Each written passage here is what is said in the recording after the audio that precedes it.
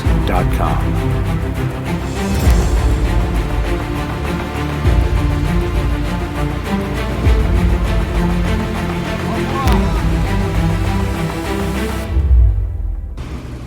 TERMS&FAILURE.com.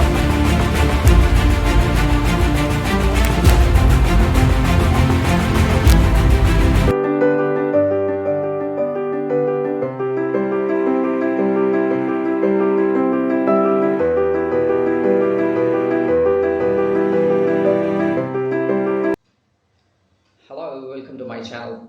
Previous class we discussed about First World War and causes, reasons we discussed there.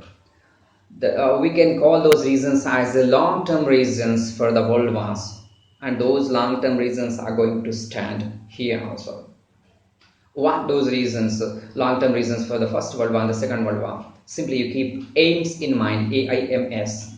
A for aggressive nationalism, I for imperialism, okay, and M for militarism, and S for secret alliances. These four reasons keep in mind, but there are certain special reasons are there which are purely applied to Second World War or the World War II. Let's begin with the Treaty of Versailles. Intensity after treaty. Treaty of Versailles, nothing but a treaty, an agreement which was held at a place called Versailles, which is few miles away from Paris. Okay, and the next one, intensity of terms, are the terms and conditions. These terms and conditions were very, very harsh. Very harsh. Let's see that where this held after the end of First World War. You know that First World War ended in the year 1918, and peace conference was held at a place called Versailles in the year 1919. This Versailles Peace Conference was one of the most important Treaty of Versailles. We say that this is one of the most important treaties which was held at a peace conference. And here, let me say that this Treaty of Versailles ended war between Germany and Allied forces, nothing but victorious Allied forces. Let's see what number of nations participated. Okay, 32 nations participated, but they represented 3/4 of the world. Almost 75% population of the world was represented by the 32 nations. Let's say that which nations played important role in that. You say that United States of America, okay, and the next one UK, which is the close ally of it. Next one, neighboring country, what do we call that, of UK, France. And to the south of France, you will find that Italy. And the fifth one, Asian tiger, Japan. We say that 5 bigs, we say. When you say 4 bigs anyway, then you are missing Japan out of it. Okay, so 5 these countries, 5 big powers played an important role in the Treaty of Versailles. Then 32 nations, we said. Did they invite defeated nations? Frankly speaking, they did not invite defeated nations. Simply you keep GATT in mind. G for Germany, A for Austria, and T for Turkey. And where socialist revolution took place, where it took place in Russia. Russia was also not a part of Treaty of Versailles. Actually, we pronounce Versailles, right? In the middle, how I pronounced it, I don't remember. Treaty of Versailles. They were not invited. In the beginning, we said that the intensity of the Treaty of Versailles, we said that. What we said? Intensity of terms, we said that. Terms and conditions were very harsh. These terms and conditions intended to punish Germany in a way that it may not rise in the future, it may not challenge them in the future. How it get punished? Let's continue this. First one, territorial cuts. First one, territorial cuts. Territorial cuts, we say that. And the next one, in terms of military, it was punished. When we say territorial cuts, the territories of Germany, whichever colonies Germany occupied after 1880s, those have been distributed among the victorious forces. One, and in Europe, Alsace-Lorraine, pardon me. Do you remember the unification of Germany at the time? They occupied these territories. Those territories were returned back to the France. Chali. In terms of military, how they punished them. German military strength were reduced to 1 lakh from 9 lakh, and they wanted to weaken naval strength of Germany also. So what they did, the big one, the big weapon in that for that naval strength was submarines. Germany was asked to have no submarines, and the number of battleships they are allowed to have only 6, and their weight should not be more than 10,000 tons. And the 12 torpedo missile carriers and the destroyers were only allowed.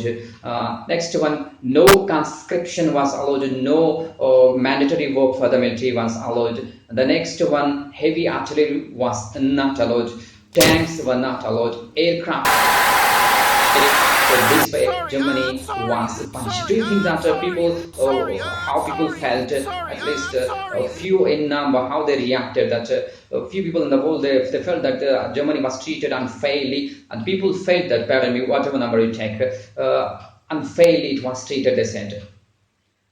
First, the big name, let me count here. What is that? J.M. Keynes, who was the economist of UK. He particularly criticized war indemnity, war damages, war penalty that they imposed. He was saying that was huge, okay, big one. And next one, Germans, naturally they felt that they were treated unfairly, and Hitler, who considered as responsible for the Second World War, said that this Treaty of Versailles is going to ruin and kill millions of Germans. Now we go to the second reason, failure of League of Nations. Why League of Nations get failed? As you know, the First World War ended in the year 1918, and the Treaty of Versailles held in the year 1919, and as a result of the Treaty of Versailles, League of Nations get established in the year 1920, as it was expected, or the objective was that to prevent wars. If you see the list of nations which did not get invitation from the League of Nations, no surprisingly Germany didn't get any invitation, and the socialist country Russia was also not invited. Of course, let me add, Turkey was also not the country, not one of them who got invitation from the League of Nations. The biggest surprise was that United States of America, whose President Woodrow Wilson, who played an anchor role, important role in the formation of League of Nations, especially making 14-point formula for League of Nations, didn't join, couldn't become member of League of Nations, as the isolationist members were against joining the United States of America in the League of Nations. The main cause of concern was Article 10 of the League of Nations, and particularly which speaks about collective security, where and they believed that it was against sovereignty of United States of America. Okay, and the next thing that we have to understand, because of the different reasons, when League had a maximum number of nations in the year 1934-35, it had 58 member nations. Okay, and what was believed that through collective security, as we discussed, that collective security, League of Nations is going to prevent wars, but it didn't occur, it didn't happen. Why? What happens in collective security? All the member nations have to help the victim nation.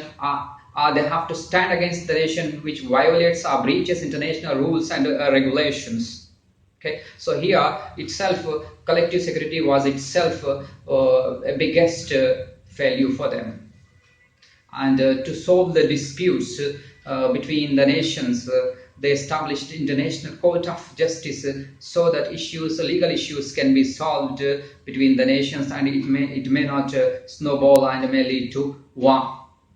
And as we were discussing since the beginning that much was expected from the league, that it would do better, it would prevent war, but when you see that some small issues it got success, but when it was the matter of big nations, powerful nations, dictatorial nations, other nations which were which can influence greatly, which can influence a lot, such nations, when they involved in certain matters, well, league couldn't do anything. Here we can say that dictatorial nations, means we say that Germany might be, or Japan might be, okay, and the next one, Mussolini say Italy might be. And when Russia invaded Finland, they couldn't do anything. And when we speak about England, France, and all these nations, when something suited are in favor of their interests, then only they involved in the matter of they cooperated with the League of